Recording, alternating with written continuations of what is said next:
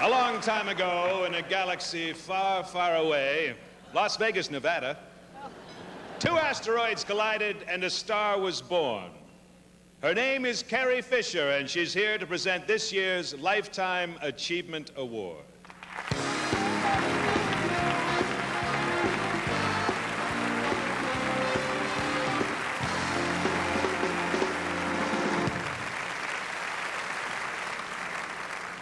Debbie Reynolds has been like a mother to me. I feel like I've known her all my life. But when I saw her in the film Mother, I saw a side of her I'm proud to say I've never seen before. Not just because I didn't have to eat antique cheese and bad ice cream, but because I feel privileged to be even remotely the child of the woman who, with Albert Brooks's wonderful words and guidance, created this remarkable performance.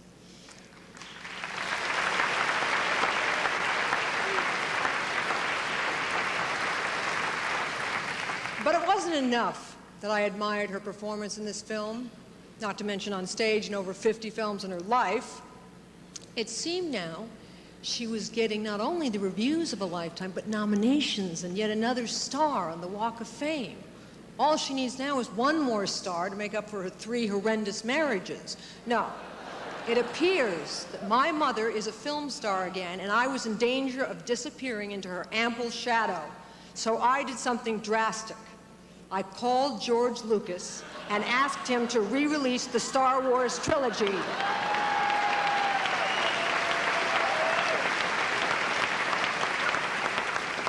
And as he is such a good friend, he understood my plight. And so I've managed not to disappear entirely in the wake of this wonderful, talented woman on whose dust I am proud to dine. People have asked me if I knew she had this in her. Having been in her myself at some point, I can say with real confidence, you ain't seen nothing yet. So it is with great pride, and it is my honor to present to a woman who has come through it all, and as you can see, not only is still standing, but acting, dancing, singing, and giving me makeup and fashion tips for all she's worth. So in the words of my ex-husband, Paul Simon, here's to you, Mrs. Henderson. Singing in the rain, just singing in the rain. It was her performance in Singing in the Rain that made Debbie Reynolds a big name in movies.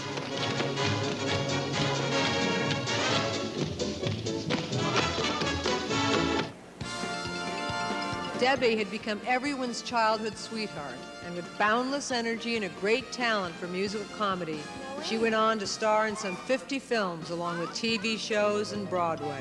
Hi, Debbie. Shout hallelujah, come on, get happy. We're going to the promised land. In the 70s, Debbie moved to Las Vegas to perform for a loyal crowd of admirers at her own hotel, casino, and show business museum. Then fate knocked on her door in the name of Albert Brooks, and he said, I think you're my mother. Well, I don't tell you everything. It's not that important. Not that important? Gee, Mother, I would think a man that you're intimate with is pretty important. Dear, we're not intimate. We just have sex occasionally. Oh. It's 27 years since I made a featured film, and this is such a wonderful role that I'm really grateful to Albert to give me this part so I can be a working actress again. I didn't pick out Debbie Reynolds because I wanted her to have a comeback. I truly felt in my soul she could play this part better than any human being living on the planet. In '64, she was the unsinkable Molly Brown. Look at anybody say I'm down. Look, I'm blinking. Now at 64, she's the unsinkable Debbie Reynolds. The unsinkable Molly Brown. Yeah. I'm gonna learn to read and write. I'm gonna see what there is to see. I ain't down yet. Recently, Debbie received a second star on the Hollywood Walk of Fame because Mom always did like having 2 of everything.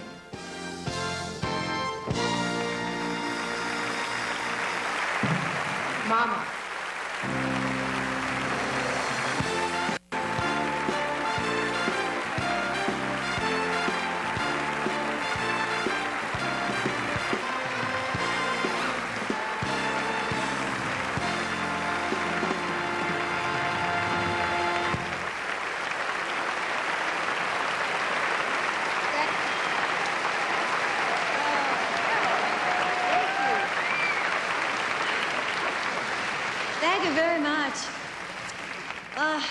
really am overwhelmed, and I'm delighted to receive this Lifetime Achievement Award. I'm just glad I lived long enough to accept it. Of course, for me, just getting through life has always been an achievement. Some of you that are older realize what I mean. It's always been my feeling, you know, that humor will get you through almost everything. I've had 3 side-splitting marriages. First, oh my papa, oh my faux pas. She wrote it and I screwed it up.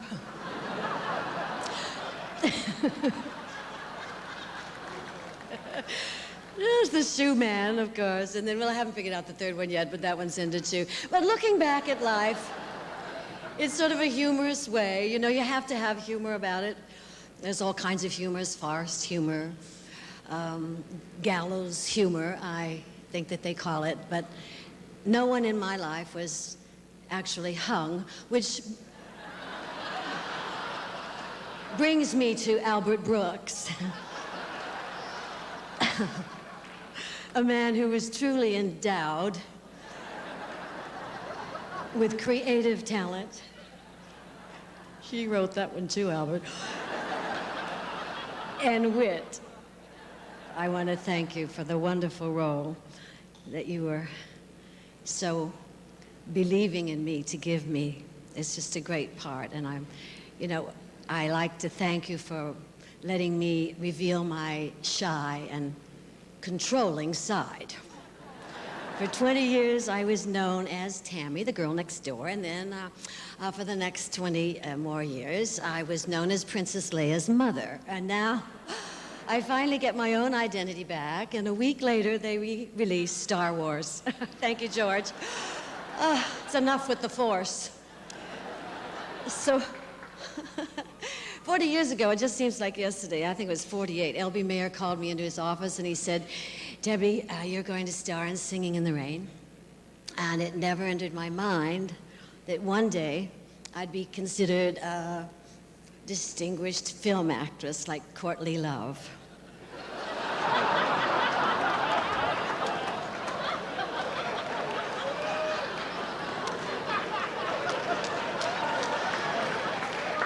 She wrote that too.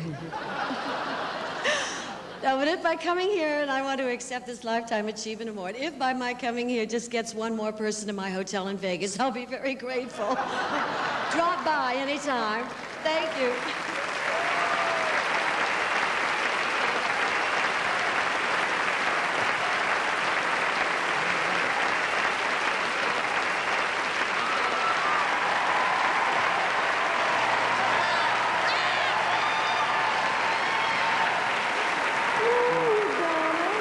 Congratulations. May I have this dance?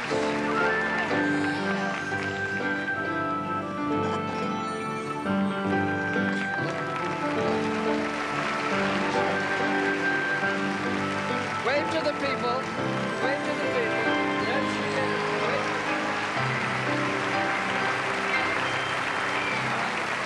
Coming up on the American Comedy Awards, politically incorrect Bill Maher and Goldie Hawn.